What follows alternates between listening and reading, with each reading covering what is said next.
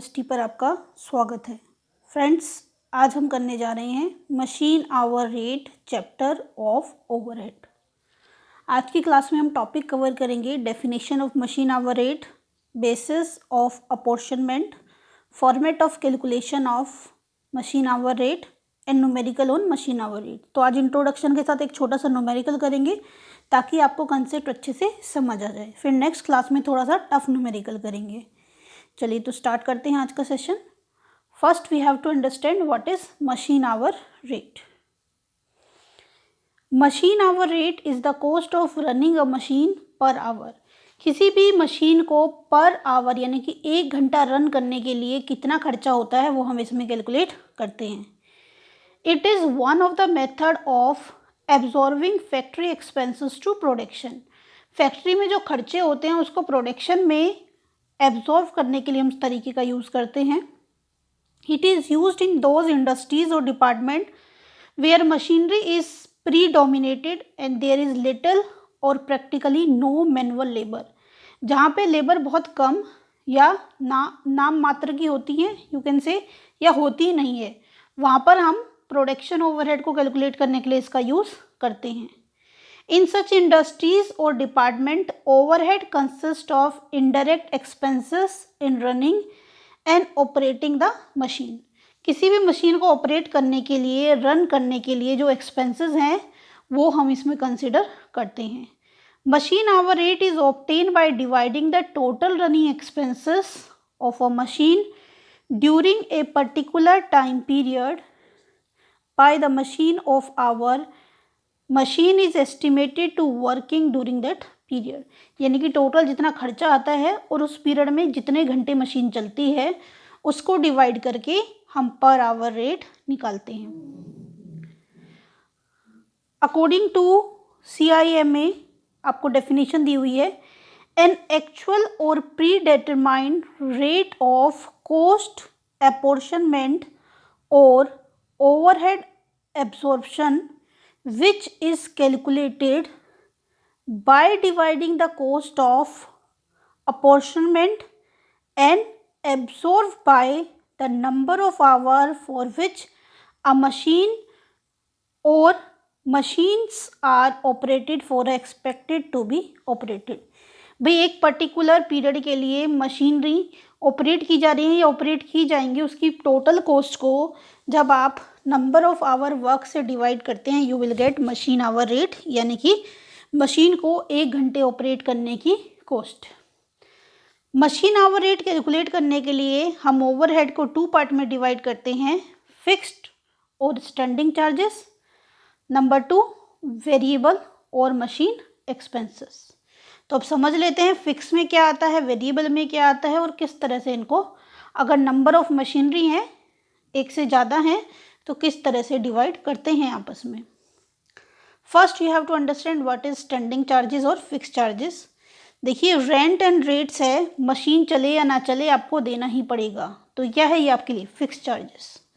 अगर एक particular rent आप बहुत सारी मशीनरी के लिए दे रहे हैं तो एक मशीनरी के लिए कैसे डिवाइड करेंगे कि कितना रेंट उससे कनेक्टेड है, floor area occupied by each machine. मान लो आप रेंट दे रहे हो 10,000 रुपीज़ और उस में आपकी 5 मशीन रखी हुई हैं एरिया में जिसका रेंट आप 10,000 रुपीज़ दे रहे हो, तो क्या होगा, आप किस बेस पे डिसाइड करोगे कि किस मशीन को कितना रेंट आप उसकी कॉस्ट में ऐड करोगे, वो डिपेंड करेगा मशीन ने कितना फ्लोर एरिया ऑक्यूपाई किया हुआ है। और फ्लोर एरिया, क्योंकि ये क्या होगा पूरे फ्लोर एरिया का, और जिसने जितना फ्लोर एरिया ऑक्यूपाई किया होगा उसके प्रोपोर्शन में इस रेंट को डिवाइड कर देंगे। Then heating and lighting, obviously this is fixed charges और स्टैंडिंग चार्जेस। जो आपका मिनिमम बिल है वो आएगा ही आएगा चाहे आप काम करें या ना करें। नंबर ऑफ पॉइंट्स और फ्लोर एरिया, अगर आपको नंबर ऑफ पॉइंट्स गिवन है तो उसको यूज़ करेंगे, ये गिवन नहीं है तो फ्लोर एरिया। जैसे सीक्वेंस लिखा है वैसे ही यूज़ करना है। पहली प्रायोरिटी क्या होगी, number of points, number of points नहीं है तो फ्लोर एरिया। देन सुपरविज़न, अब एक बंदा है वो 1 से ज़्यादा मशीनरी का सुपरविज़न कर रहा है तो उसकी कॉस्ट किस तरह से कैलकुलेट करेंगे कि भाई एक मशीनरी की कॉस्ट में उसकी सैलरी का कितना पोर्शन ऐड करें। This is based on estimated time devoted by the supervisor staff to each machine. भाई किस मशीनरी पे वो अपने कितना टाइम डिवोट कर रहा है, उसके बेस पे उसकी सैलरी का पोर्शन निकाल के उस मशीन की कॉस्ट में ऐड किया जाएगा। Lubricant, oil, consumable store, capital value of machinery. अगर मशीन की आपको वैल्यू पता है कौन कितने की है, उसके रेशो में बांट दोगे।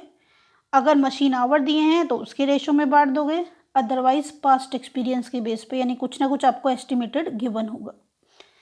देन अगर आपने मशीन का इंश्योरेंस करा रखा है तो जितनी इंश्योरेंस वैल्यू है उसके रेशो में, या फिर कैपिटल वैल्यू यानी कि मशीनरी की जो कॉस्ट है उसके रेशो में आप इंश्योरेंस की टोटल वैल्यू को डिवाइड कर दोगे।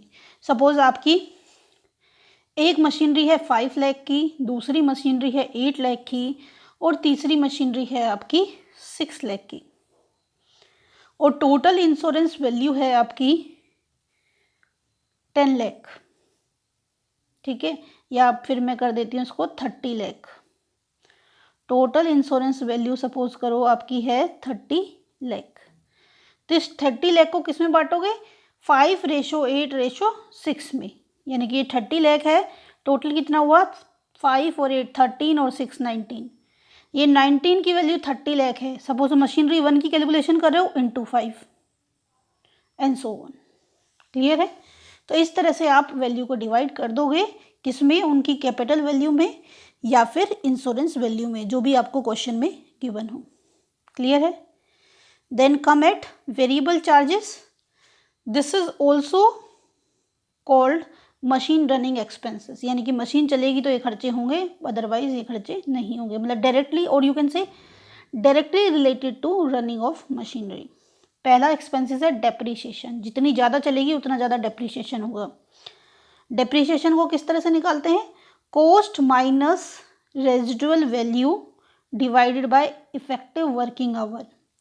जितनी उसकी कॉस्ट है, सपोज उसकी कॉस्ट है 30 लाख और वर्किंग लाइफ है उसकी 10 ईयर, और 10 ईयर के आफ्टर जो स्क्रैप वैल्यू है वो है 2 लाख। तो क्या निकालेंगे डेप्रिसिएशन?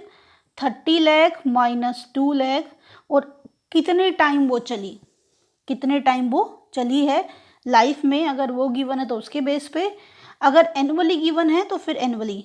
तो एनुअल में कन्वर्ट कर दिया पहले, 30 lakh minus 2 lakh divided by 10 annual आ गया। अब एक साल में कितने घंटे चली है उससे डिवाइड कर दोगे। सपोज वो चली है 200 आवर्स, तो 200 से क्या कर दोगे? डिवाइड करके you will get per our cost. Question करेंगे तो और अच्छे से आपको समझ आएगा, बट किसी भी चीज़ के क्वेश्चन करने से पहले इंट्रोडक्शन पता होनी चाहिए, तो आपके माइंड में कभी भी कॉन्सेप्ट के लिए कंफ्यूजन नहीं रहती है। पावर, मशीन को चलाने के लिए जो पावर देगी, हीटिंग एंड लाइटिंग, अगर छोटी मोटी लाइटिंग है तो वो फिक्स है।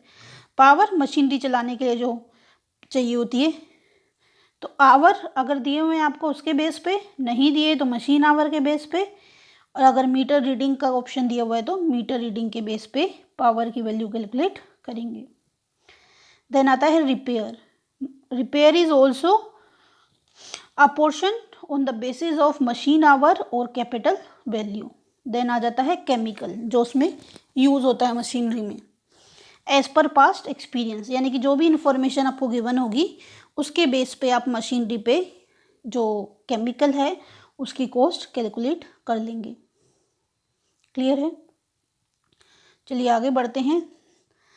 Now come at the format, यानी कि जब आप मशीन आवर रेट कैलकुलेट करोगे तो क्या फॉर्मेट आपने यूज़ करना है। फॉर्मेट आपका होगा पर्टिकुलर्स अमाउंट, अमाउंट में एनुअल कॉस्ट का कॉलम होगा एक, और दूसरा होगा per hour cost.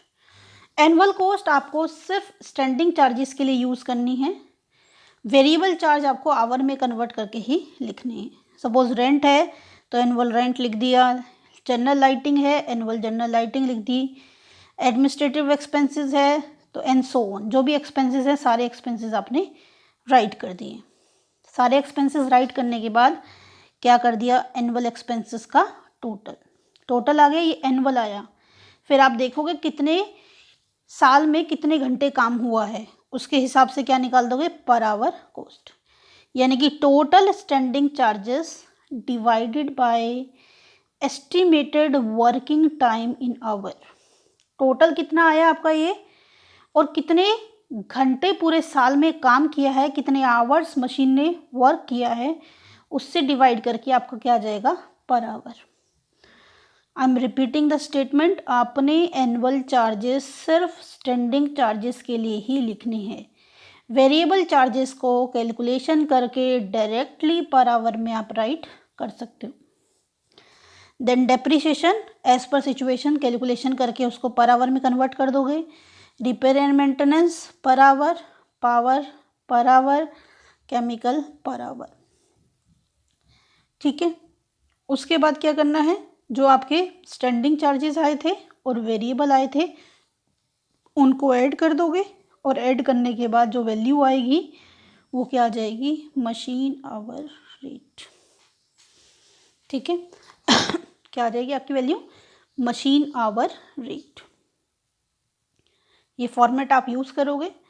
Then same, अगर आपके पास सारी वैल्यू हैं तो आप डायरेक्टली भी निकाल सकते हो। मशीन आवर रेट अभी हमने लास्ट में ऐसे निकाला, टोटल फैक्ट्री ओवरहेड बस्टेड और actual.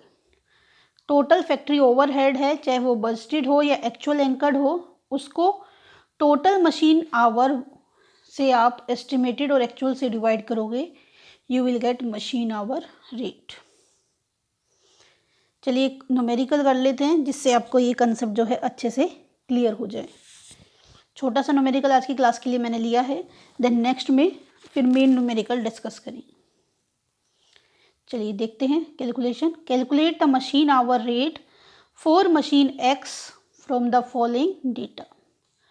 Cost of machine 16,000, estimated scrap value 1,000, effective working life 10,000, running time per 4 weekly period 160, average cost of repair and maintenance for 4 weekly period rupees 120, standing charges allocated to machine per 4 weekly period rupees 40, power used by machine 4 units per hour at the rate 50 पैसा per hour. देखिए तो पहले से ही पर hour में 50 पैसा per hour, ये directly यही वैल्यू आ जाएगी। देन कॉस्ट ऑफ मशीनरी दी हुई है, स्क्रैप वैल्यू दी हुई है, और इफेक्टिव वर्किंग लाइफ यानी कि पूरी लाइफ में कितने घंटे चलेगी ये दी हुई है। तो आप पूरी लाइफ में कितने घंटे चलेगी वो दी हुई है, डिवाइड करके पर आवर निकाल सकते हो। ठीक है, रनिंग टाइम आपको दिया हुआ है 4 वीकली, यानी कि 4 वीक में कितना चलती है वो 160 आवर। मेंटेनेंस कॉस्ट 4 वीक की दी हुई है 120। देखिए 4 वीकली मेंटेनेंस कोर्स 120 है, 4 वीक में 160 आवर चलती है। तो अगर आप 4 वीकली कॉस्ट को 4 वीकली वर्किंग पीरियड से डिवाइड करोगे, you will get per hour. Then standing charges भी आपको 4 वीकली दिया हुआ है, 4 वीकली को 4 वीकली आवर से डिवाइड करोगे, you will get per our. Simple question है, देखिए कैसे इसको पुट करेंगे। स्टैंडिंग चार्जेस आपको बोला उसने 40 पर वीक, कितना 160 के लिए, सी रुपीज़ 40 पर वीकली, और कितने आवर काम किया है 160। ठीक है, तो इसको आप कैलकुलेशन कर देंगे, क्या आ जाएगा आपका 40 डिवाइडेड बाय 160, 40 डिवाइडेड बाय 160। भाई ये कॉस्ट है 40 की, 160 से डिवाइड कर दोगे, कैंसिल हो जाएगा, 4 1 जा 4, 4 4 जा 16, 1 को इससे किया, ये आ गया 4 2 जा 8, 4 5 जा 20, 0.25। ये गलती से मल्टीप्लाई लग गया, एक्चुअल में है क्या ये 40 डिवाइडेड बाय 60, क्या है ये 40 डिवाइडेड बाय 60। ठीक है, ध्यान रखना क्योंकि हम पर आवर में निकाल रहे हैं। 40 4 वीक की है, 4 वीक में आवर चले 160, तो ये क्या हो जाएगा 40 डिवाइडेड बाय 160, ठीक है। इसकी जगह आप ये कंसीडर करिए 40 डिवाइडेड बाय 160 0.25। देन डेप्रिसिएशन आपको बोला है, टोटल वैल्यू क्या है 16,000, स्क्रैप वैल्यू है 1,000 और पूरी लाइफ में उसने 10,000 आवर्स वर्क किया। 16,000 माइनस 1,000 15,000 डिवाइडेड बाय 10,000, यानी कि 1 आवर की कॉस्ट का क्या हो गई 1.50। 1 आवर का डेप्रिसिएशन क्या हो गया 1.50। रिपेयर एंड मेंटेनेंस आपको 4 वीक का 120 दिया हुआ है, वीक में काम किया है 160 आवर, तो पर आवर कितना हो गया 0.75। पावर आपको ऑलरेडी आवर्स में गिवन थी, मैंने आपको पहले ही बताया, भी सिर्फ कॉन्सेप्ट को अंडरस्टैंड कराने के लिए सिंपल क्वेश्चन लिया है, ज़्यादा कॉम्प्लिकेशन इसमें नहीं है। आपको जो पावर है वो ऑलरेडी 50 पैसा दिया हुआ है एन आवर, 1 घंटे की कॉस्ट, तो उसी को लिख देंगे 50 पैसे। 0.25 1.50 0.75 0.50 ऐड करोगे तो क्या आ गया ₹3। Machine hour rate is equal to ₹3। Annual में इसमें कुछ नहीं आया है, ठीक है, क्योंकि एनुअल चार्जेस हमारे पास अवेलेबल नहीं थे, मशीनरी के थे वो ऑलरेडी हमने आवर में कन्वर्ट कर दिए। स्टैंडिंग चार्जेस 4 वीक के थे, उसी के हिसाब से हमने पर आवर में कन्वर्ट कर दिए, एनुअल में कन्वर्ट करने में टाइम वेस्ट नहीं किए। यानी क्या कह सकते हैं आप कह सकते हैं कि मशीन को 1 घंटा चलाने की जो कॉस्ट है वो क्या है ₹3। इसी तरह से धीरे धीरे फॉर्मेट यही रहेगा, सिर्फ क्वेश्चन में कॉम्प्लिकेशन बढ़ते जाएंगे। इसके 3 वैरायटी हैं, एक सिंपल हो गया, एक जो सेटिंग अप टाइम है वो प्रोडक्टिव है, और एक setting up time non productive है। तो 2 लेक्चर में हम 2 न्यूमेरिकल करेंगे, एक वो जिसमें सेटिंग अप टाइम प्रोडक्टिव है और दूसरे में जिसमें सेटिंग अप टाइम प्रोडक्टिव नहीं है, मीन्स अनप्रोडक्टिव है। चलिए फ्रेंड्स, तो मिलते हैं नेक्स्ट सेशन में। आई होप सेशन आपके लिए यूज़फुल रहा हो। अगर आपको आज का सेशन पसंद आया हो तो सेशन को लाइक कीजिए, अपने दोस्तों के साथ शेयर कीजिए। अभी तक आपने हमारा चैनल सब्सक्राइब ना किया हो तो चैनल को सब्सक्राइब कीजिए और नोटिफिकेशन के लिए बेल आइकन को प्रेस कीजिए। आप अगर किसी स्पेसिफिक टॉपिक पे वीडियो चाहते हैं तो आप हमारी मेल आईडी पर भी सेंड कर सकते हैं। आप हमारे टेलीग्राम ग्रुप को ज्वाइन कर सकते हैं और हमारे फेसबुक पेज को भी ज्वाइन कर सकते हैं। चलिए दोस्तों, तो मिलते हैं नेक्स्ट सेशन में, तब तक के लिए बाय बाय, टेक केयर।